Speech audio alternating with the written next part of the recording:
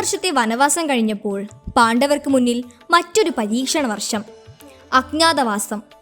ഒരു വർഷം ആരും തിരിച്ചറിയാതെ ജീവിക്കണം. തിരിച്ചറിയപ്പെടുകയാണെങ്കിൽ വീണ്ടും വനവാസം.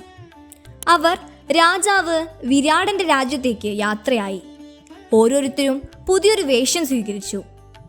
യുധിഷ്ഠിരൻ കാണ്ഡവൻ എന്നൊരു ബ്രാഹ്മണനായും ധർമ്മവും ശാസ്ത്രവും പഠിപ്പിക്കുന്ന അധ്യാപകനായും, ഭീമൻ വളരെ ശക്തനായൊരു പാചകക്കാരനായി, അർജുനൻ ശിഖണ്ഡിനിയായൊരു നർത്തകിയായി, നകുലൻ കുതിരകളെ പരിശീലിപ്പിക്കുന്നവനായി, സഹദേവൻ പശുക്കളെ പരിപാലിക്കുന്നവൻ, ദ്രൗപദി സൈരസ്തരി എന്ന രാജ്ഞിയുടെ സേവകിയായി. അവർ എല്ലാവരും അവരുടെ യഥാർത്ഥ രൂപം മറച്ചു വിരാട രാജ്യത്തിൽ താമസിച്ചു. ദ്രൗപദിയുടെ സൗന്ദര്യം വിരാട രാജ്യത്തിലെ സൈന്യാധിപനായ കിച്ചകൻ കണ്ടു. അവന്റെ ഹൃദയം ദാഹത്തോടെ നിറഞ്ഞു. അവൾക്കെതിരെ അപമാനകരമായ ശ്രമങ്ങൾ തുടങ്ങി. ദ്രൗപദി തന്റെ ഭർത്താക്കളോട് പറഞ്ഞപ്പോൾ ഭീമൻ ക്ഷോഭത്തോടെ പ്രതികരിച്ചു. ഒരു നാൾ രാത്രി കിച്ചകൻ ഒറ്റയ്ക്കാക്കി വലയിലാക്കി. ഭീമന്റെ കൈകളിൽ കിച്ചകന്റെ ശരീരം പൊടിഞ്ഞു. ആ ഇരുട്ടിൽ ദ്രൗപദിയുടെ കണ്ണീരിന് പ്രതികാരമുണ്ടായി. അജ്ഞാതവാസത്തിന്റെ അവസാന ദിനങ്ങൾ. കൗരവരുടെ സൈന്യം വിരാട രാജ്യത്തെ ആക്രമിച്ചു. യുവപ്രഭുവായ ഉത്തരൻ തൻ്റെ സൈന്യവുമായി മുന്നേറി. പക്ഷേ ഭയത്തിൽ വിറച്ചു. അപ്പോൾ ബൃഹന്നള എന്ന വേഷത്തിൽ അർജുനൻ രഥത്തിൽ കയറി. വനവാസത്തിൽ ദൈവങ്ങളിൽ നിന്ന് ലഭിച്ച ഗാണ്ഡീവം അവൻ കയ്യിൽ പിടിച്ചു.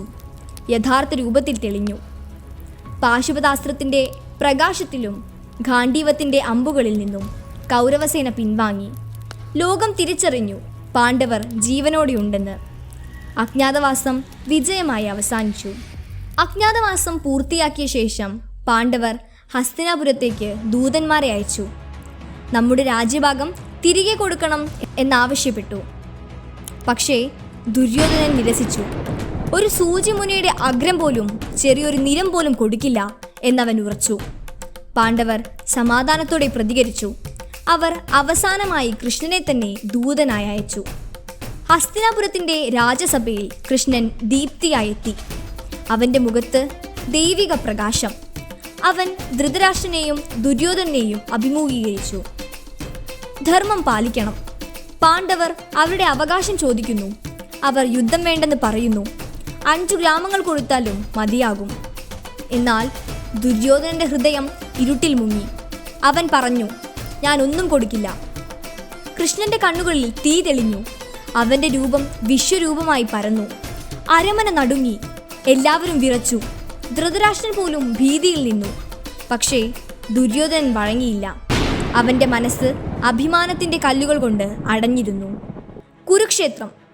ധർമ്മവും അധർമ്മവും നേർക്കുനേർ വരാൻ പോകുന്ന വിശാലമായൊരു യുദ്ധഭൂമി. പകുതി ലോകം ഒരു പക്ഷത്തും മറ്റു പകുതി മറുപക്ഷത്തും. പാണ്ഡവർ അവരുടെ സൈന്യവുമായി ഒരു വശത്ത്, കൗരവർ അവരുടെ സേനയുമായി മറുവശത്ത്. അക്ഷൗഹിണികൾ നിറഞ്ഞ മഹാസേന.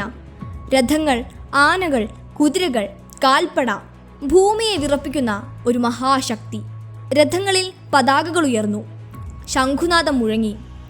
ആകാശം നടുങ്ങി. ലോകം മുഴുവൻ കണ്ണിറുക്കാതെ നോക്കി. യുദ്ധത്തിൻ്റെ ആദ്യ രാവിലെ. രഥത്തിൽ അർജുനനും കൃഷ്ണനും. കൃഷ്ണൻ സാരഥിയായി. കുതിരകളെ നിയന്ത്രണം കയ്യിൽ പിടിച്ചു. അർജുനൻ മുന്നിൽ നോക്കി. തൻ്റെ ഗുരുവായ ദ്രോണനും വലിയപ്പനായ ഭീഷ്മനും ബന്ധുക്കളും സ്വന്തം രക്തവും അവിടെ. അവൻ്റെ കൈകൾ വിറച്ചു. അവൻ്റെ മനസ്സ് തളർന്നു. എങ്ങനെ ഞാൻ ഇവരെ കൊല്ലും? എങ്ങനെ ഞാൻ എൻ്റെ തന്നെ രക്തത്തിനെതിരെ വാളുയർത്തും? അവൻ്റെ കണ്ണുകൾ കണ്ണീർ നിറഞ്ഞു. അവൻ വില്ല് വിട്ട് താഴെയിട്ടു. രഥത്തിലിരുന്ന് തലകുനിച്ചു. അപ്പോൾ കൃഷ്ണൻ സംസാരിച്ചു. അവൻ്റെ വാക്കുകൾ ദിവ്യമായ സംഗീതം പോലെ. ജീവൻ നിത്യമാണ്. ശരീരം മാത്രം നശിക്കുന്നു.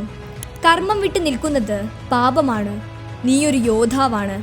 നിന്റെ കടമ ധർമ്മത്തിനു വേണ്ടി പോരാടുകയാണ്. ജയവും തോൽവിയും ഒരുപോലെ കണ്ടാൽ മാത്രം ധർമ്മം പാലിക്കാൻ കഴിയും. അവൻ്റെ വാക്കുകൾ മനുഷ്യൻ്റെ ആത്മാവിൻ്റെ ശാശ്വത പ്രബോധനം. അവിടെ ജനിച്ചു ഭഗവത്ഗീത. അർജുനന്റെ ഹൃദയം വീണ്ടും തീപിടിച്ചു.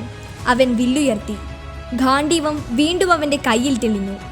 യുദ്ധത്തിന് അരങ്ങ് തയ്യാറായി.